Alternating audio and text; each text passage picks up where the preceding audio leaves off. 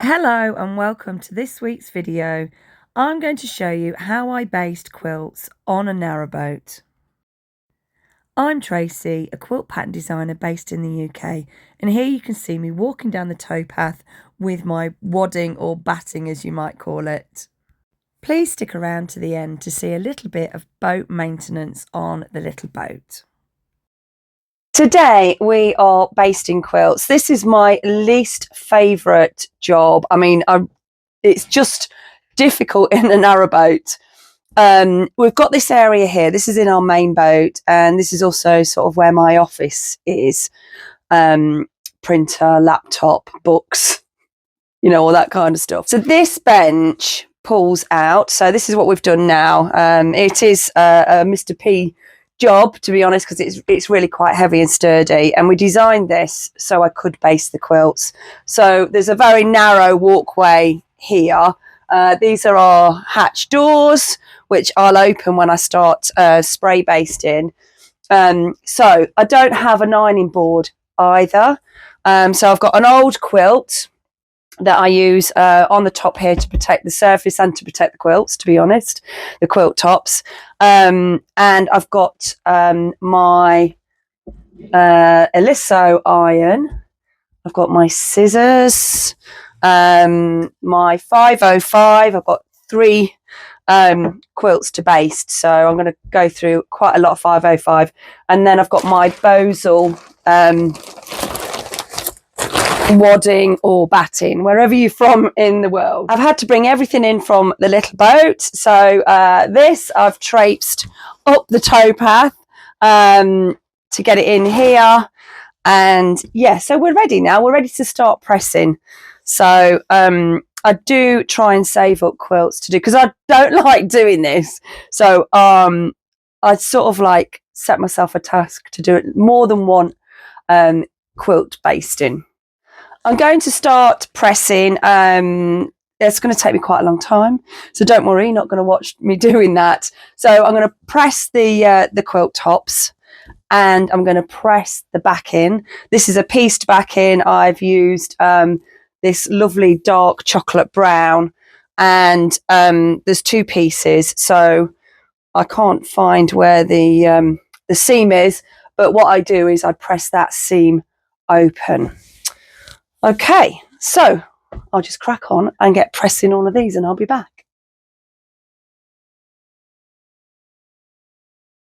So this wadding that I've got is called Catardin.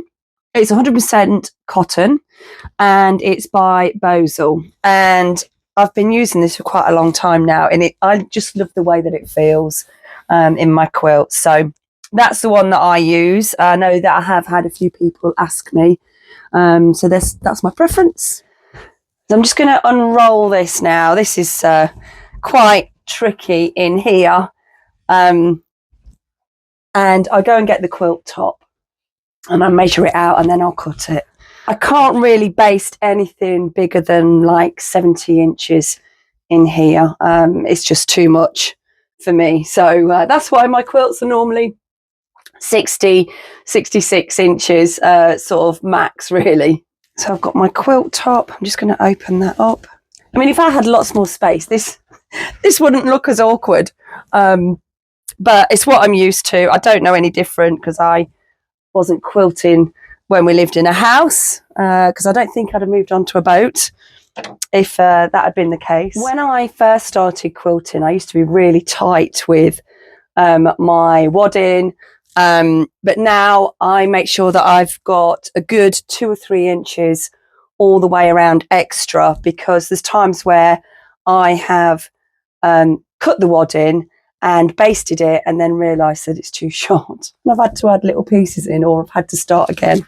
So yeah, I'm a little bit more generous than when I first started. Okay, so I'm going to get rid of this now and open out the wadding. Now, before I baste, this is another thing that I sometimes do. Can you see here that this wadding has got some nice creases in here? I'm going to give that a gentle iron, because they may cause me problems further on down the line when I start quilting. So I'm just going to just press these out and get it all nice and tidy. So I've given the wadding a press. I feel happier now because I don't want any creases getting inside my quilt. So now I'm going to start basting, and it is tricky, and it is tricky in here because you've not got a table that you can walk around. You can see this is already slipping off.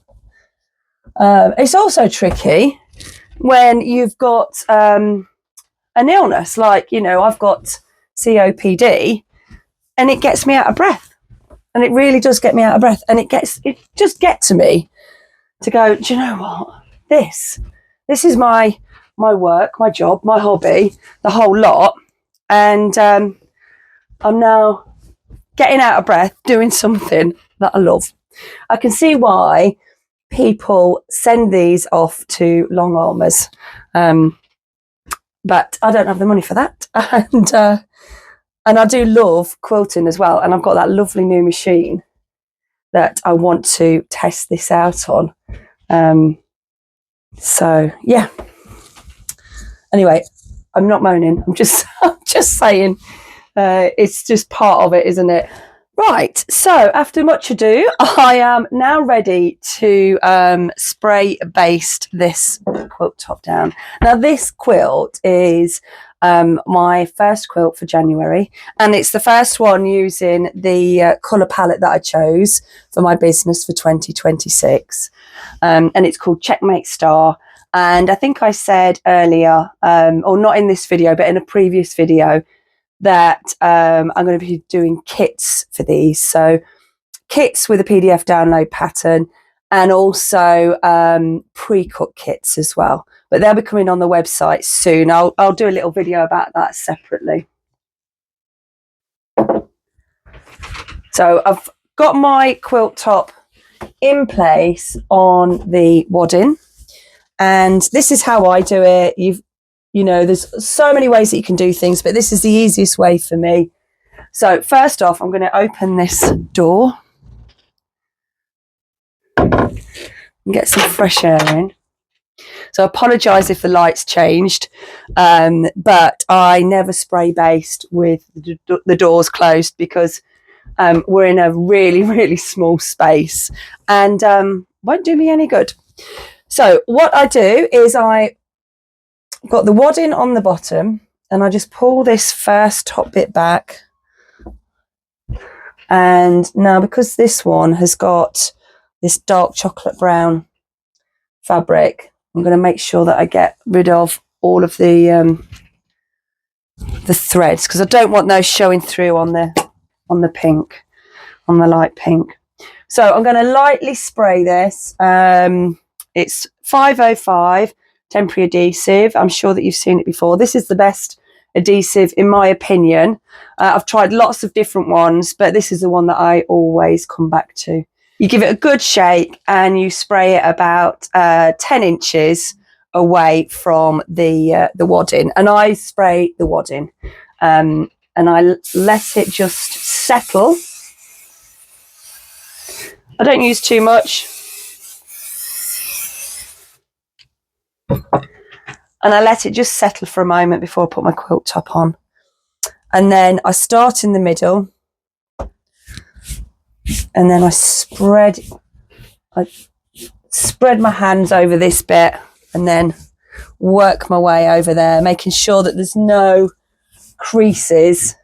I've got my first couple of rows basted down, and then what I do is I now lift the quilt top up, and I gently fold it back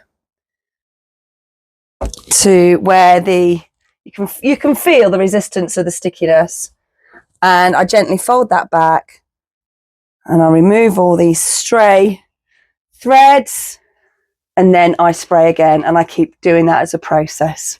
So spray, bring it back down, smooth it out, fold it out, and then lift it up again, and I do that quite a few times depending on how big the quilt is. I've done my first couple of rows of spray basting, so I'm now going to just pull this over here, and I'm just going to hitch it back up. I told you it was awkward. And then I'm just going to pull this. Hang on, I can't get hold of it. Pull this back up and carry on with my process. So now we have, oh, can you hear that boat going by? So now I've finished basting the top, and I'm going to unroll this, and then I'm going to flip it over. I'm going to turn it over like so. Get it all ready for then getting the backing fabric. It wants to slip off because it's quite heavy now. So I'm going to get the backing fabric, and then we're going to baste it exactly the same as we have done with the front. You can see now that the quilt is all basted, and we've got the seam there on the back that you can just see. You're not going to see that really once it's quilted. Boat life. There's always something that needs doing on the boats, and today's job for Mr. Perks is to have a look and see if there's any water in the engine bay. The little boat has what's called a cruiser stern. This means that the engine sits on the outside of the boat and not inside the boat. So water can get into the engine bay, which is not good on any boat. Oops, we've got a plant casualty there. The pot has just broken. It is getting cold, so these pots are quite old as well. There's no such thing as a quick job on a narrowboat. You've got to move something to do something. It doesn't matter whether it's inside the boat or outside the boat. So you can see that Mr. Perks is now rolling the mat up, and he's going to take up one of the boards so we can have a good inspection of what's happening in the engine bay. He does this every few weeks, and the little boat, before we got it, had actually sunk because this type of maintenance work hadn't been done.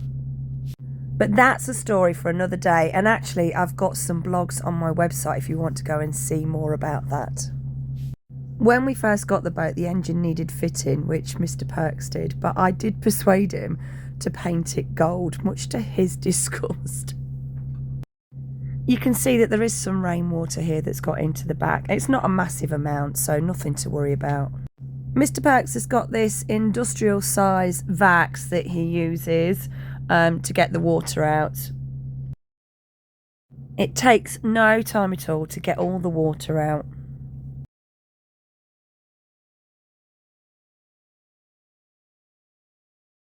He's also given the channels a good old hoover to get rid of any old leaves or debris that might get caught up in there.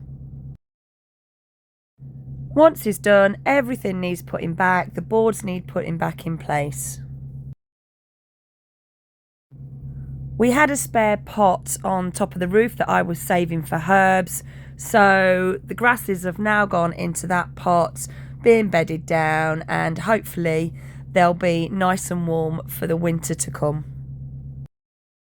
If only it was this quick to get everything put back on. While he's got the vax here, he goes and checks our friends' boats as well. Thank you for watching. Have a great week.